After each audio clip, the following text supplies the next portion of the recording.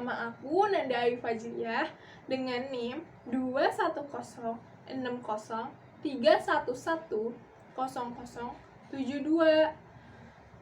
Di sini aku mau memberikan sosialisasi nih ke kalian tentang protokol kesehatan 5M dan pentingnya vaksinasi. Tapi sebelumnya, aku mau ngasih tahu dulu nih ke kalian asal mula, bahaya, dan gejalanya COVID-19 ini. Sejak pertama kalinya, Presiden Indonesia mengumumkan 2 orang Indonesia terinfeksi virus corona pada bulan Maret 2020, hingga sekarang virus corona masih berkembang sangat cepat loh. Melihat dari data seluruh dunia, virus corona ini berkembang cepat ke berbagai negara.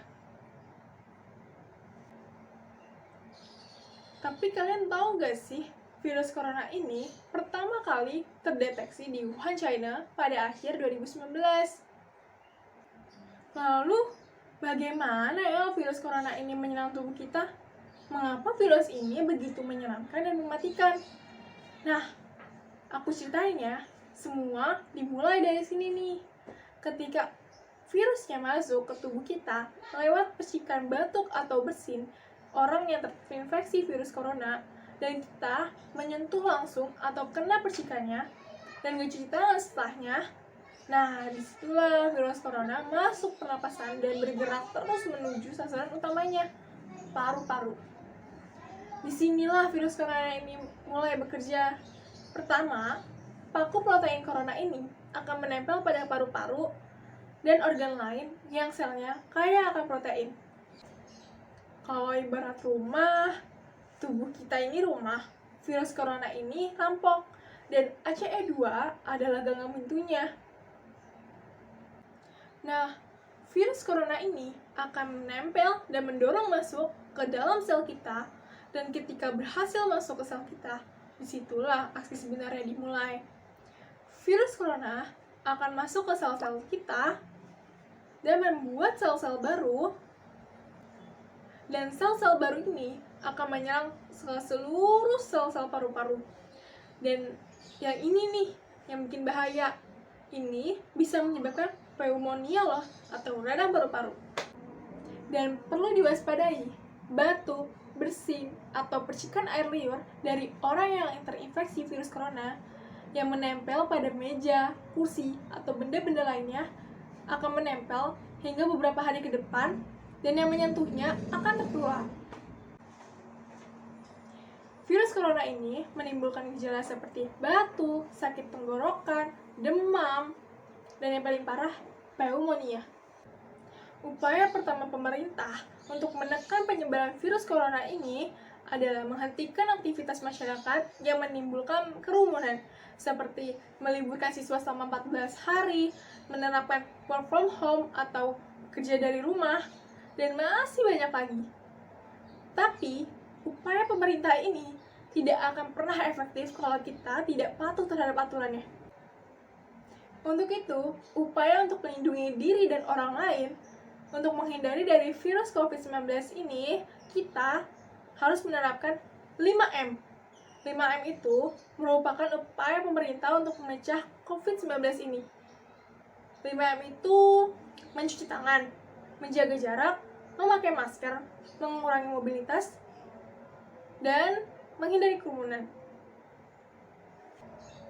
Yuk kita bahas lebih jelas satu-satu, apa sih itu 5M? Nah, yang pertama, mencuci tangan. Rutin mencuci tangan hingga bersih adalah salah satu protokol kesehatan yang cukup efektif untuk mencegah penularan virus corona. Untuk hasilnya maksimal, kamu disarankan untuk mencuci tangan setidaknya 20 detik beberapa kali sehari, terutama saat sebelum memasak atau makan, setelah menggunakan kamar mandi, setelah menutup hidung saat batuk ataupun bersin. Untuk membunuh virus dan kuman-kuman lainnya, gunakan sabun dan air pembersih tangan yang alkoholnya setidaknya dengan kadar 60%. Nah, yang kedua, memakai masker. Pada saat pandemi virus corona tahun lalu, Organisasi Kesehatan Dunia atau WHO mengatakan bahwa Penggunaan masker hanya direkomendasikan untuk orang yang sakit, bukan orang yang sehat. Namun, virus corona jenis ini yang merajalela hingga saat ini membuat protokol kesehatan bisa berubah seiring jalannya waktu. Beberapa waktu selang kebijakan WHO di atas, WHO akhirnya mengeluarkan himbauan agar semua orang, baik yang sehat ataupun sakit, agar selalu menggunakan masker saat beraktivitas di luar rumah. Kebijakan WHO ini juga sempat ditegaskan oleh Presiden Joko Widodo. Kesehatan ini dimuat dalam Keputusan Menteri Kesehatan Republik Indonesia dalam protokol kesehatan bagi masyarakat di tempat umum dan fasilitas umum dalam rangka pencegahan dan pengendalian COVID-19.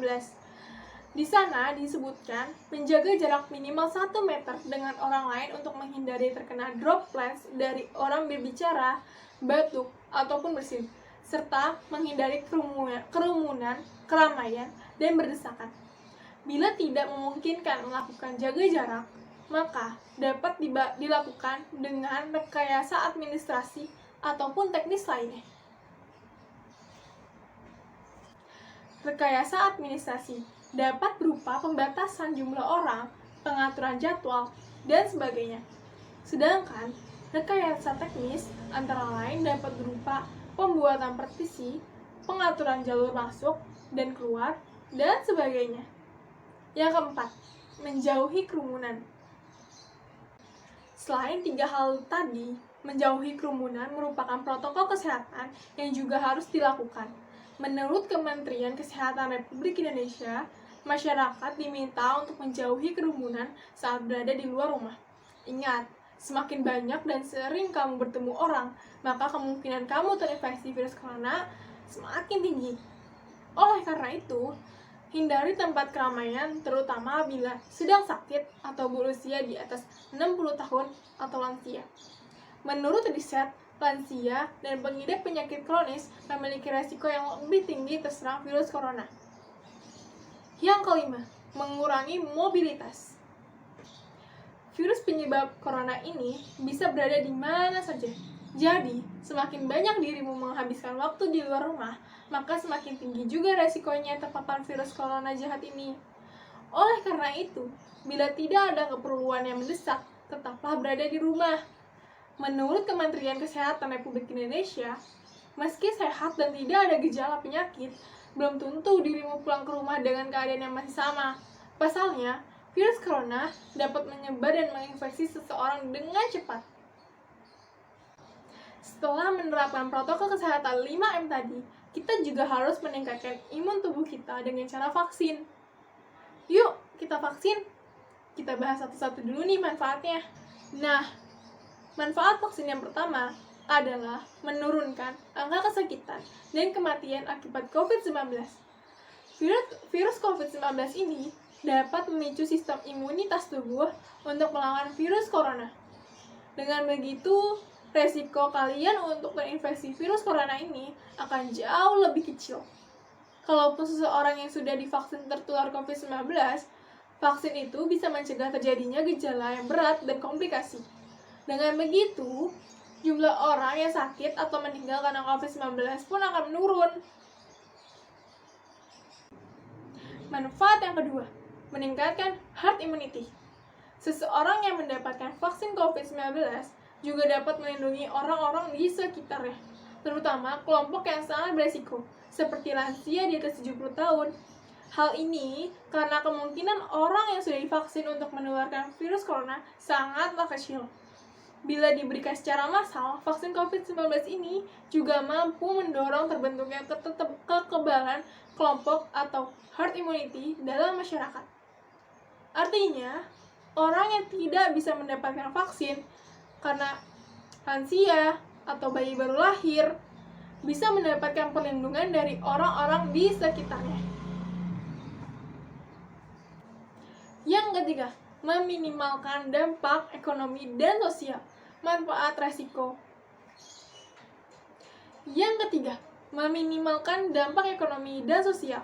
Manfaat vaksin COVID-19 tidak hanya untuk sektor kesehatan, tetapi juga untuk sektor ekonomi dan sosial. Jika sebagian besar masyarakat sudah memiliki sistem kekebalan tubuh yang baik, untuk melawan penyakit COVID-19 ini, kegiatan sosial dan ekonomi masyarakat pun bisa kembali seperti sedia kala. Saat ini, jumlah vaksin yang tersedia di Indonesia masih belum cukup untuk memberikan kepada seluruh masyarakat. Maka dari itu, ada beberapa kelompok yang diprioritaskan untuk mendapatkan vaksin COVID-19 terlebih dahulu.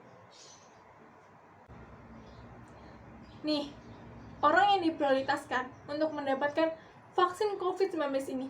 Yang pertama, tenaga kesehatan yang memiliki resiko tinggi untuk terinfeksi dan menularkan COVID-19. Yang kedua, orang yang bekerja memiliki resiko tinggi tertular dan menularkan COVID-19 karena tidak dapat melakukan jaga jarak secara efektif, seperti anggota TNI atau Polri, aparat hukum, dan petugas pelayanan publik lainnya. Yang ketiga, orang yang memiliki penyakit penyerta dengan resiko kematian tinggi bila terkena COVID-19, termasuk lansia. Terakhir, saran dari saya, saat banyak orang bertanya, apa sih yang harus kita lakukan untuk peduli terhadap orang sekitar saat virus corona ini tetap menyebar sangat cepat? Yang pertama, tetaplah menjadi baik di saat krisis sekalipun. Belilah barang secukupnya, beri lebih bagi mereka yang harus bekerja di luar sana. Tetap tenang dan berkepala dingin di sosial media. Jaga diri dan jaga orang-orang terdekat kita. Dan jangan lupa berikan apresiasi sebesar-besarnya pada mereka, orang-orang yang berada di garda terdepan. Bekerja tanpa pamrih untuk menyelamatkan kita semua. Sekian sosialisasi protokol kesehatan dan pentingnya vaksinasi dari saya. Jangan lupa menerapkan 5M ya. Dan jangan lupa vaksinasi teman-teman. Bye-bye. Wassalamualaikum warahmatullahi wabarakatuh.